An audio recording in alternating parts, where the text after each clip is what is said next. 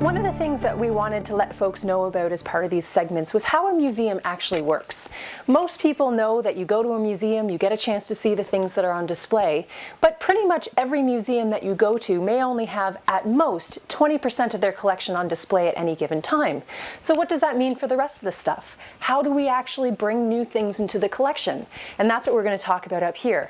Here we are in our archival storage at the Brockville Museum, and I have a couple of items on the desk here today.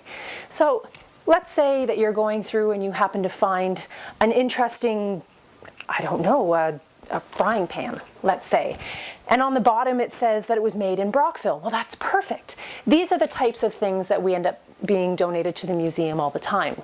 So what happens is when folks come in, they bring us something that they might want to donate to the museum, and they're given a temporary receipt. It's the same as when you go to a store and you get a receipt to prove that you've got your purchases there. The temporary receipt says that we're allowed to have that item. From there it goes to a committee. The decision is not made by one person, and they go through and they look at the item, the story behind it, and figure out if it's something that we want to have part of the collection. Now you can imagine that this can be a pretty stressful thing for a committee member to do. Maybe the person who's giving it to us is a really good friend of theirs, but if the item doesn't have a strong connection to Brockville, it doesn't become part of our permanent collection. All museums tell stories. Ours is to tell the story of Brockville, which means that all of the parts of our collection need to relate back to our town. As much as having a really interesting item might be cool, it's not really relating to Brockville, so we can't accept it. We'd love to take everything, but as you can see by this room, we just don't have the space. So we have to go through and decide whether or not it's going to be an item that comes into the collection, how it relates back to our story, and if it's not already an item that we have. And after that, the person who donates it will be given a certificate of gift, which makes us the official holder of it. And we'll try our very best, as we promised to the people who donate it to us. We're going to keep that item in as good a condition or better than the day that it walks through our doors. So that means storing it properly, making sure that things that are out on exhibit are done in a proper way, and like most museums, having about 20% of our collection out at given time so that we can protect things for as long as possible. So this summer at the museum, we're excited to bring back our popular Brockville's Criminal Past walking tour. What we'll be doing, we'll leave here from the museum either at 3 o'clock or 7 o'clock. You decide when you want to come and join us, and we'll go for a bit of a walk downtown. Now, as we go, you're going to hear some stories about our criminal past. Now, keep in mind, not all of these happen in Brockville, but the courthouse is here. So it gave us a connection to all sorts of different stories. Kind of meant that if you got into trouble, you ended up having to come here to face justice. But it meant that places like the newspaper was able to sell lots of newspapers, businesses were catering to all of these out-of-towners, and if nothing else, it was a grand spectacle. Things like public hangings. The trials were open to the public. Everybody had a connection to the courthouse, it seemed. In fact, Brockville wouldn't be the town it is without the courthouse being here. And that's how we start our tours. We'll find out how the courthouse got here in the 1800s, which is a bit of a tangled tale on its own, and we'll be looking at some of those spectacular trials as well. I'm not going to give too much away. You'll have to come and join us on Friday nights at either 3 or 7 throughout the summer. In a previous segment, we were talking about how when people donate things to the museum, how items are taken to the collection committee to decide whether or not they're going to become part of the permanent collection here at the Brockville Museum. I have in front of me a few things that we have in our education collection, which is why I don't have gloves on today, but we'll talk about that on another day. But some of the items that we have brought in and offered to us don't end up becoming part of the permanent collection. And there are a couple of reasons for that.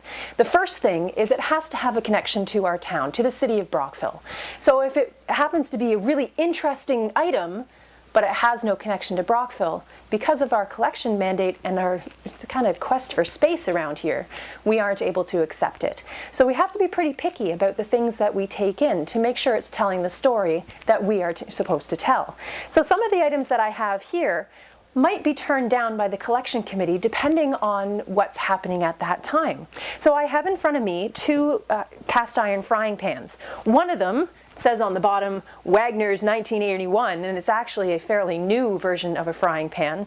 That one, unless it had a connection to a certain person, wouldn't become part of the collection here at the museum because it doesn't have that Brockville story.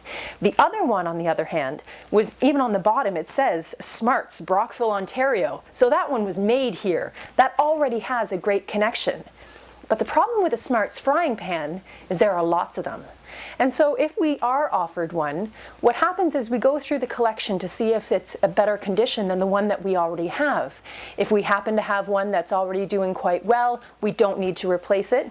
Then we still might accept it if we are having an exhibit and want to have that extra one on display. Or in the case of this one, it's been added to the education collection so it can be used with school groups, nursing homes, hospitals, and other programs that we do here at the museum. So it has to have that connection to Brockville. Also, if it turns out that the item has no relevance to our collection mandate, it is offered back to the donor. We don't just keep it. We do give them a chance, if they want it back, that they may have it.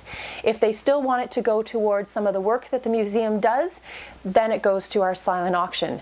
Items in our silent auction have never been part of the permanent collection. They either are turned down by the collection committee or donated for that purpose. So when it comes to things that are offered to the museum, we are pretty picky about what we decide to bring in. If we cannot keep it and store it properly, we'd say no as well.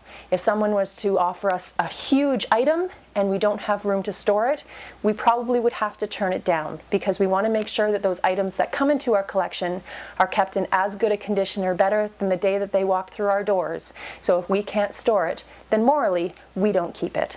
So it's a lot of work for those volunteers and staff members that are part of our collection committee to make sure that we have a great collection that's tied very strongly to our community and also is growing at a way that we can store it in good conditions.